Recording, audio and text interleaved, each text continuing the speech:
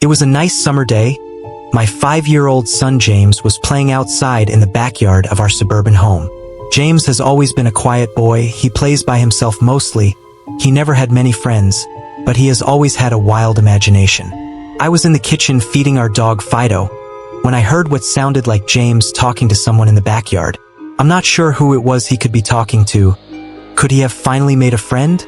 Being a single mom, it's hard for me to always keep an eye on my son. So I decided to go outside and check on him. When I went into the backyard, I was a bit confused, because James was the only person back there. Was he talking to himself? I could have sworn I heard another voice. "James, it's time to come inside." I called out to him. He came inside and sat down at the kitchen table. It was about lunchtime, so I decided to make him a turkey sandwich. "James, who were you talking to out there?" I asked. James looked up for a moment. "I was playing with my new friend," he said, smiling. I poured him some milk and continued to pry, as any good mother would.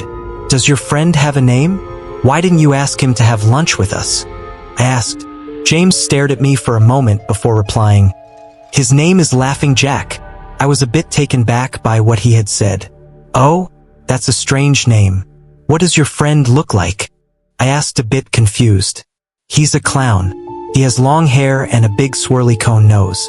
He's got long arms and baggy pants, with stripy socks, and he always smiles." I realized my son was talking about an imaginary friend. I suppose it is normal for kids his age to have imaginary friends, especially when he has no real kids to play with. It's probably just a phase.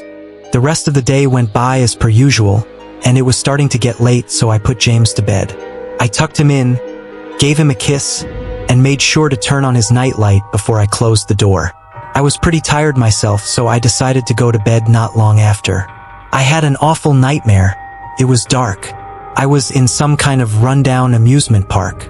I was scared, running through an endless field of empty tents, broken down rides, and abandoned game huts. The whole place had a horrible look to it. Everything was black and white. The prize stuffed animals all hung from nooses in the game huts, all with sick grins stitched on their faces. It felt like the whole park was looking at me, even though there wasn't another living thing in sight. Then suddenly, I began to hear music play. The sounds of Pop Goes the Weasel being played on a squeeze box echoed through the park. It was hypnotizing. I followed its tune to the circus tent almost in a trance, unable to stop my legs from moving forward. It was pitch black. The only light came from a single spotlight shining on the center of the big top. As I walked toward the light, the music slowed down. I found myself singing along, unable to stop. All around the mulberry bush, the monkey chased the weasel. The monkey, though 'twas all in fun. The music stopped right before its climax, and suddenly the lights shot on. The intensity of the lights was practically blinding. All I could see was a small dark silhouette shuffle towards me. Then another one appeared, and another and another.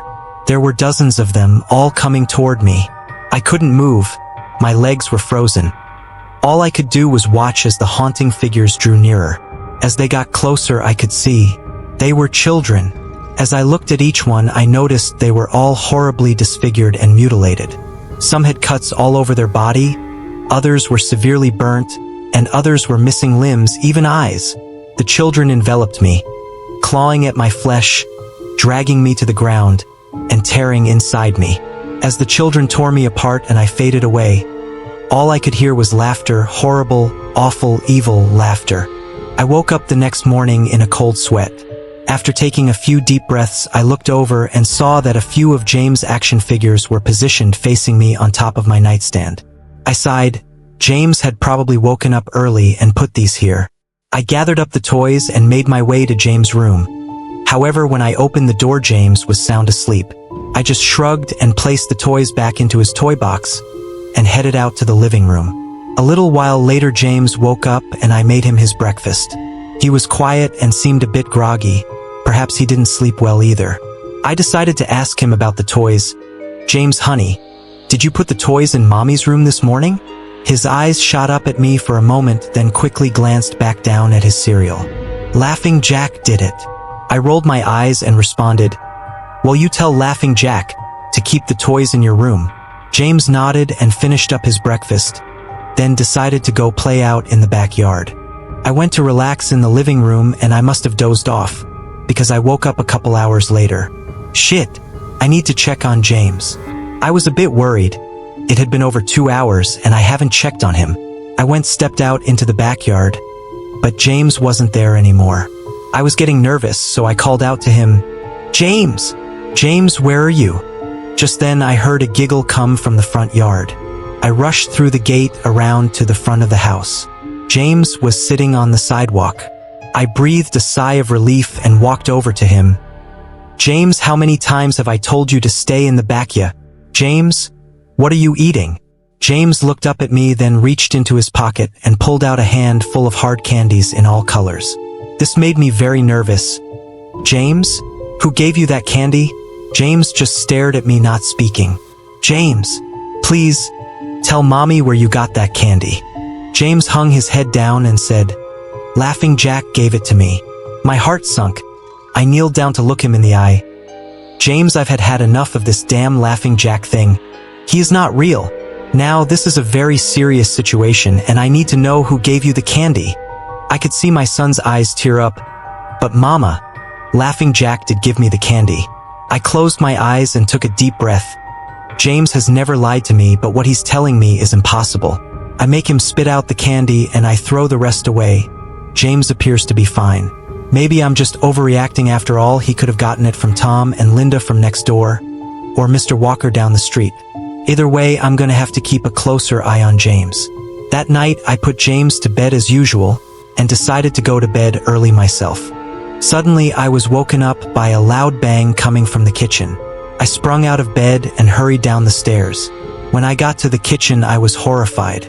Everything on the counters had been thrown on the floor, and our dog Fido hung dead from the light fixture. His stomach was cut open and stuffed with candy, the same type that James was eating earlier that day.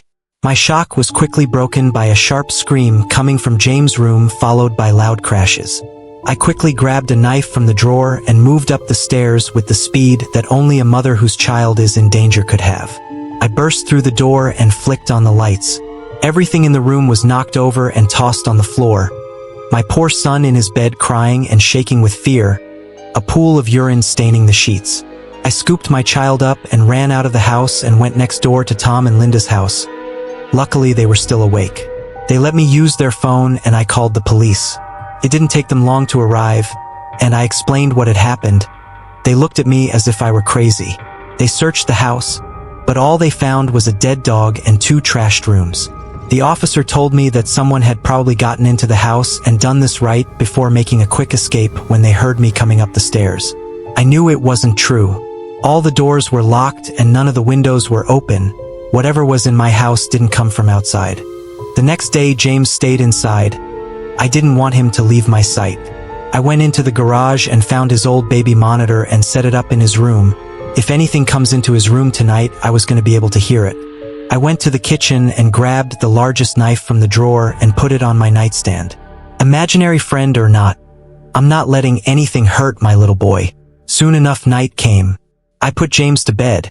He was afraid, but I promised him that I wasn't going to let anything happen to him.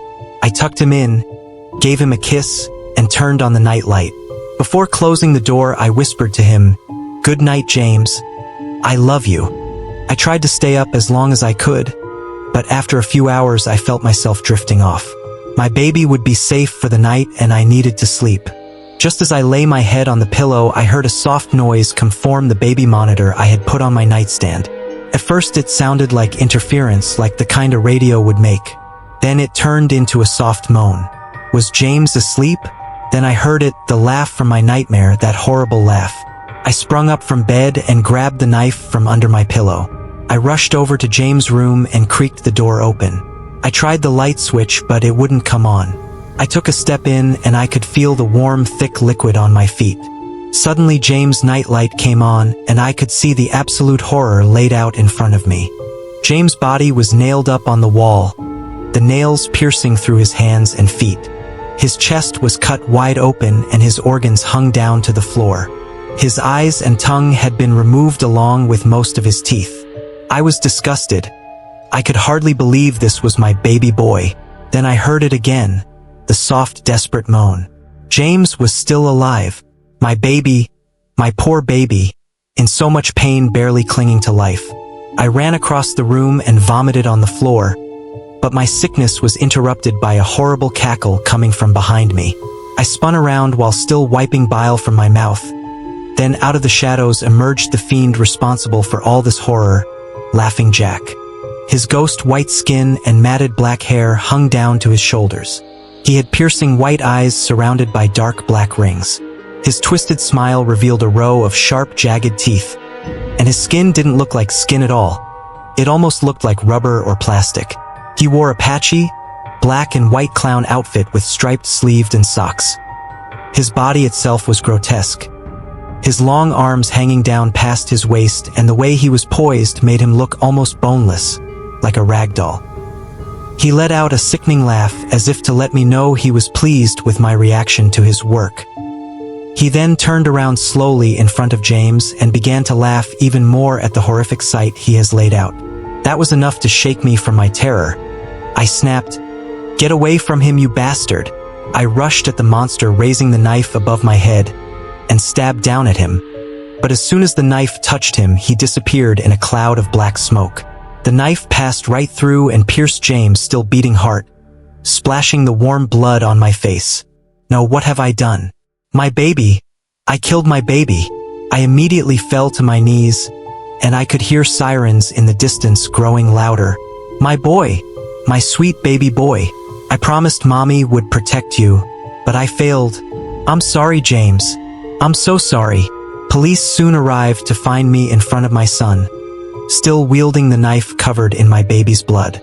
The trial was short, insanity. I was placed in the Firapulos house for the criminally insane, where I have been for the past 2 months. It's not so bad here. The only reason I'm awake now is because someone is playing Pop Goes the Weasel outside my window. I'll talk to the orderlies about it in the morning.